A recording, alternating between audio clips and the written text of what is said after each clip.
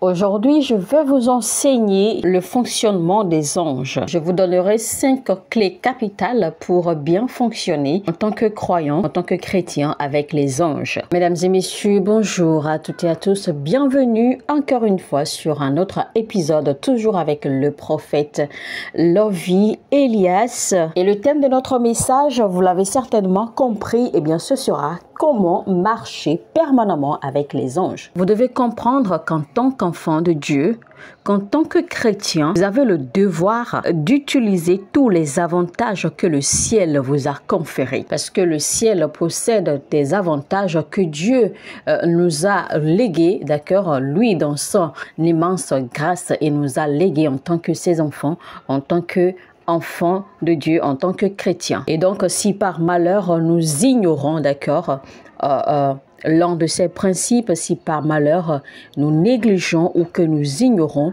que nous n'avons aucune connaissance de ces héritages, de ces principes ou de ces avantages que Dieu nous a légués pour avoir une bonne vie de salut en tant qu'enfant de Dieu, en tant que chrétien, eh bien, nous nous faisons du mal à nous-mêmes. Nous nous mettons en situation difficile. Nous nous mettons dans des circonstances compliquées. Et ceci pas parce que Dieu n'est pas capable, pas parce que Dieu n'est pas puissant ou que Dieu n'est pas fort, mais simplement parce que nous avons manqué de mettre à profit toutes ces clés, tous ces avantages que le ciel a rendus disponibles pour nous, essentiellement pour notre salut. La Bible dit que Dieu nous a donné toutes choses qui concernent la vie et qui concernent la divinité, c'est-à-dire avoir une bonne vie selon les principes divins. Alors, Dieu n'a pas seulement pourvu à nos besoins physiques, mais il a également pourvu à nos besoins spirituels. Donc, si vous ne mettez pas à profit, si vous n'utilisez pas toutes ces choses, toutes ces clés et avantages que Dieu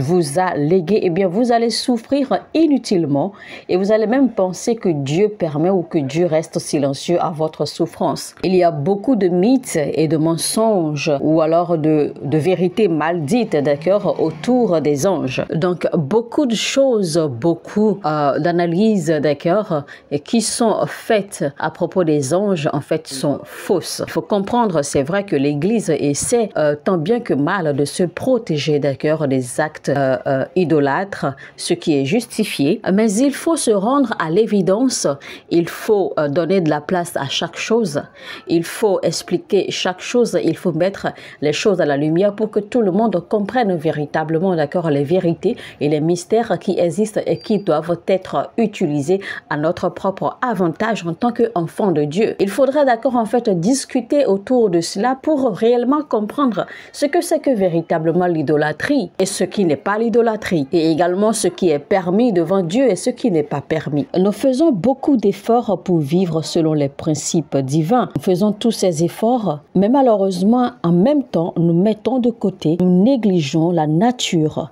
la puissance de Dieu qui est disponible, que nous devons utiliser en temps normal à notre avantage. Cette même puissance ou cette clé, d'accord, de Dieu qui devrait normalement nous permettre de manifester la nature que Dieu veut que nous manifestions en tant qu'enfants de Dieu. Alors, s'il existe une chose ou s'il existe quelque chose, s'il existe une puissance ou une clé, d'accord, dont notre Seigneur Jésus-Christ a dû dépendre toute sa vie et durant tout son ministère, s'il existe une chose dont notre patriarche Moïse a dépendu toute sa vie. Maintenant, je souligne rapidement que je suis en train de citer le nom de Moïse exprès parce que Moïse en réalité fut, d'accord, le plus grand prophète qu'il n'ait jamais existé. Moïse fut le plus grand parce que rappelez-vous, en fait il est le plus grand parce que c'est à travers lui que les lois sont venues. C'est lui qui a établi les lois. Moïse est tellement grand que même dans les Écritures, en fait, on ne l'appelle pas Moïse. On ne l'appelle pas prophète, en fait, parce qu'on ne le désigne pas en tant que prophète, mais on le désigne en tant qu'un Dieu. Rappelez-vous, il est écrit dans les Écritures, Dieu a dit lui-même, « Je ferai de toi un Dieu » aux yeux de Aaron. Et vous allez voir également que nulle part dans les Écritures bibliques, on n'a jamais pointé Moïse ou désigné Moïse comme étant un prophète. Et la Bible a dit clairement quelque part Moïse et les prophètes. Moïse et les prophètes. Moïse, tellement il était grand, puisqu'il était désigné comme un Dieu, Moïse, tellement il était grand, tellement il était puissant que Dieu ne pouvait pas tuer Moïse. Parce qu'on ne peut pas tuer en Dieu. Donc, il a fallu que Dieu demande à Moïse lui-même, d'accord, d'aller rendre l'âme, d'aller se cacher, c'est-à-dire de monter sur la montagne et de rendre son âme. Et rappelez-vous que notre Seigneur Jésus-Christ, en fait, a rendu son âme. C'est lui-même qui a rendu son âme sur l'arc. Et donc, à ce même titre, à cette même nature, il a fallu que Moïse aussi rende son âme. Donc, Moïse n'est pas mort comme tout être humain.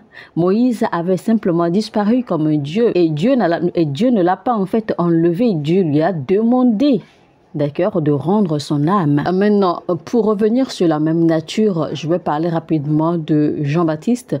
Eh bien, il est écrit dans la Bible qu'il n'existe pas d'homme né d'une femme qui soit aussi grand que Jean-Baptiste. Et donc, en fait, cette comparaison ne se faisait pas, d'accord, au titre de prophète.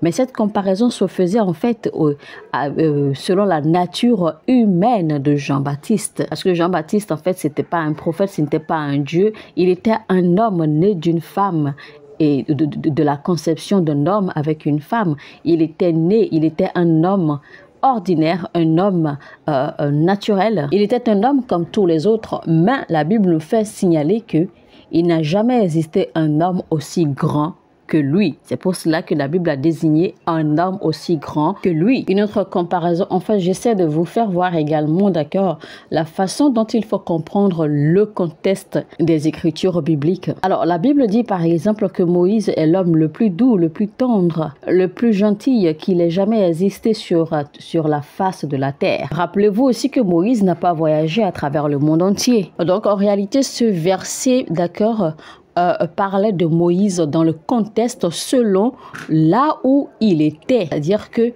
la saison, la période et la région, c'est-à-dire le pays où il était, le pays où il se trouvait. Donc, ce n'était pas dans le contexte que, oui, Moïse était plus tendre que tous les hommes sur toute la terre entière, non. Alors, quand la Bible parle également de Noé, disant que Noé était l'homme le plus juste, eh bien, le contexte là, en réalité, était selon les gens avec qui Noé était. C'était selon la saison, d'accord, la région ou, je dirais, la dimension atmosphérique dans laquelle se trouvait Noé. Donc, il était le plus juste que Dieu ait trouvé au milieu du peuple, au milieu de son peuple, au milieu de sa région. Donc, toutes ces comparaisons ou toutes ces descriptions, d'accord, de tous ces gens-là, en réalité, c'était dans le contexte de leur temps et dans le contexte de leur peuple. Donc, pour revenir à notre message, alors, je disais, donc, s'il existe cette chose dont Jésus-Christ devait dépendre, cette même chose dont les enfants d'Israël devaient dépendre, cette même chose que le diable a eu l'audace d'utiliser, d'accord, pour tenter Jésus-Christ. Cela signifie donc que c'est une chose très très importante, un sujet extrêmement important à connaître, à découvrir. Et donc, si en tant qu'enfant de Dieu, vous n'avez pas l'avantage de comprendre ce sujet ou de comprendre cette chose dont je m'en vais parler, eh bien, vous êtes placé, d'accord, sur un mauvais côté, un mauvais bord du navire. Alors, l'Église parle du Saint-Esprit comme elle devrait. L'Église parle de Jésus-Christ comme il le faut. L'Église parle également du Père comme il le faudrait. Mais vous ne pouvez pas ignorer les expressions de Dieu. Si tant est que vous voulez parler de Dieu, on ne peut pas rejeter les différentes façons dont Dieu s'exprime, ou je veux dire plutôt les différentes façons dont Dieu se manifeste. De la même façon que vous ne négligez pas les personnes, les individus que Dieu utilise physiquement pour vous atteindre, vous ne pouvez pas non plus ignorer les personnes ou les instruments que Dieu utilise pour vous atteindre spirituellement. Il est le Dieu, d'accord, des cieux. Il est le Dieu de tous les esprits. Il est le maître de tous les esprits. Il est le maître, le Seigneur de l'armée céleste. C'est lui le maître des ministres spirituels. Parce qu'il existe, bien évidemment, des ministres spirituels. C'est-à-dire que de la même façon que les hommes de Dieu, les ministres de Dieu constituent en fait les agents spirituels physiques de Dieu sur la terre, il existe également ce que j'appellerais des ministres spirituels ou en d'autres mots, des agents spirituels au service de Dieu. Et ce sont ces agents-là, d'accord, que Dieu utilise en fait pour se révéler. Ce sont ces agents que Dieu utilise pour se manifester. Ce sont ces agents que Dieu utilise pour faire les choses dans votre vie, pour accomplir les choses, pour amener les choses en fait en la manifestation physique. Vous ne pouvez donc en aucune façon ignorer les différentes façons dont Dieu fonctionne. Imaginez par exemple, si vous priez ou quand vous priez et que vous demandez que Dieu vous protège, que Dieu vous préserve. Jésus-Christ ne va pas descendre de son trône pour venir se mettre à votre porte et être votre gardien. Dieu ne va pas se lever de son trône et descendre sur la terre pour venir faire le gardien, pour venir vous protéger. Parce que Dieu n'est pas votre garçon de course. Quand vous priez, que vous demandez les choses, ces choses que vous demandez et que Dieu les accomplit, Dieu ne descend pas de son trône pour venir accomplir ces choses. Alors Dieu étant Dieu, eh bien, il a rendu disponible, il a disposé des serviteurs, des servants, d'accord, pour accomplir sa volonté sur votre vie. Donc, vous devez comprendre alors que les anges constituent des atouts pour vous afin de pouvoir surmonter les vicissitudes ou les réalités des ténèbres. Et donc, c'est un fait. C'est une réalité. Le problème, c'est que l'Église est beaucoup trop superstitieuse. Et l'Église a tellement peur de choses qu'elle ne maîtrise pas. L'Église a tellement peur de parler de choses qu'elle ne maîtrise pas. Mais voilà que ce sont des choses que vous devez connaître parce que vous avez la Bible.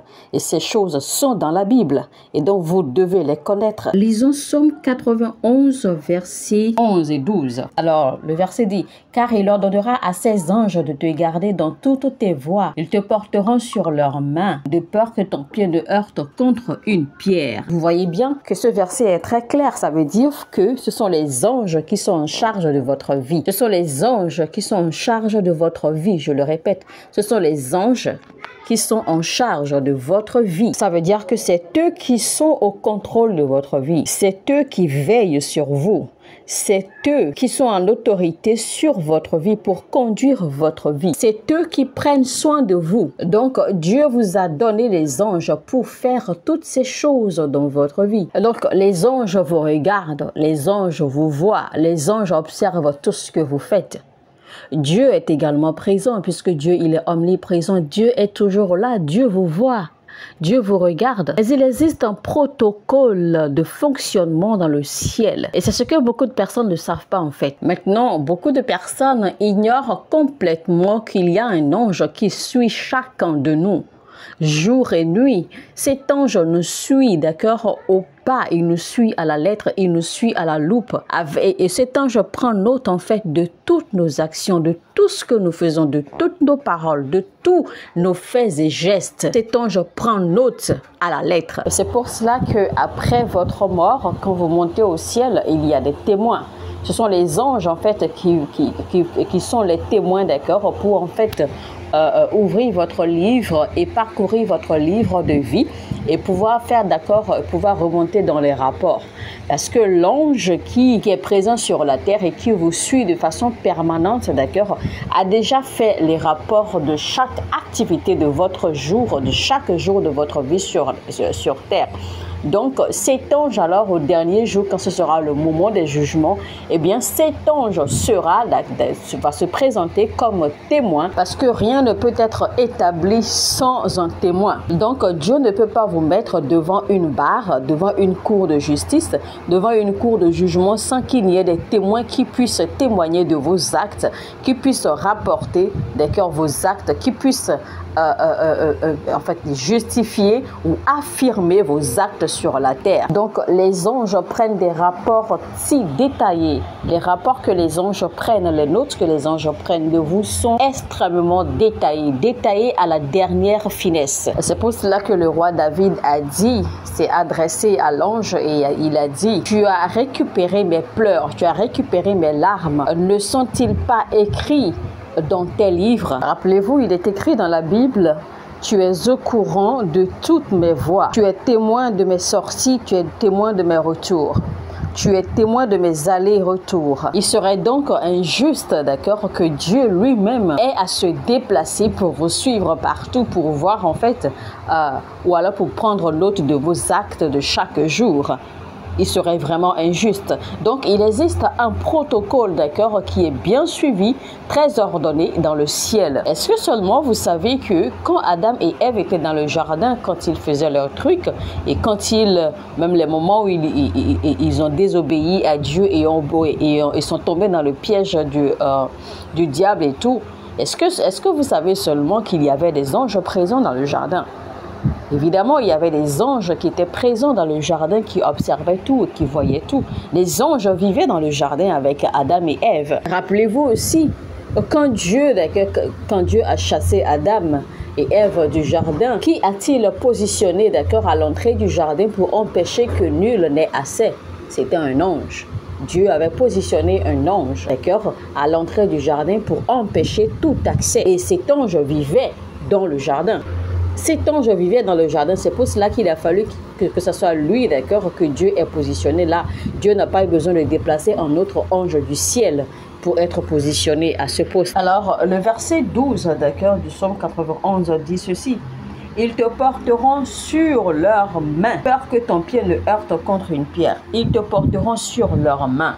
Donc, je voudrais que vous souligniez l'expression « ils te porteront sur leurs mains ». Il faut savoir que chaque fois que nous parlons, d'accord, de main, à cette dimension dans la Bible, eh bien, nous parlons de la puissance, nous parlons de la force. Donc, quand il est écrit qu'ils te porteront sur leurs mains, ce n'est pas qu'ils vont venir vous transporter, d'accord, dans leurs mains pour que vous ne marchiez plus, non. Ou alors pour vous conduire, non, ce n'est pas ça. Mais le contexte, en fait, c'est dire que ils vous confèrent leur force pour que vous puissiez être fort. Ils vous assistent de leur force pour que vous puissiez tenir. C'est-à-dire en fait qu'ils vous sous-tendent, ils vous soutiennent en tout temps et en toutes circonstances. C'est pour cela en fait que quand il est écrit dans la Bible que la main droite de l'Éternel vous soutiendra, eh bien ça parle en fait de la force de l'Éternel, la force de l'Éternel pour vous couvrir, pour vous soutenir. Maintenant, quand il dit de peur que ton pied ne heurte contre une pierre, cela veut simplement dire que leur force vous sera tellement suffisante que vous n'allez pas être ébranlé par des situations qui en temps normal devrait vous ébranler. C'est-à-dire que leur force vous sera tellement suffisante que vous allez pouvoir tenir ferme malgré les circonstances troublantes, malgré les vagues de votre vie. Vous allez pouvoir tenir ferme, vous allez pouvoir en fait tenir et ne pas être découragé. Parfois pour les personnes qui sont suffisamment sensibles, il arrive parfois que vous vous retrouvez sur le point de faire quelque chose et soudainement,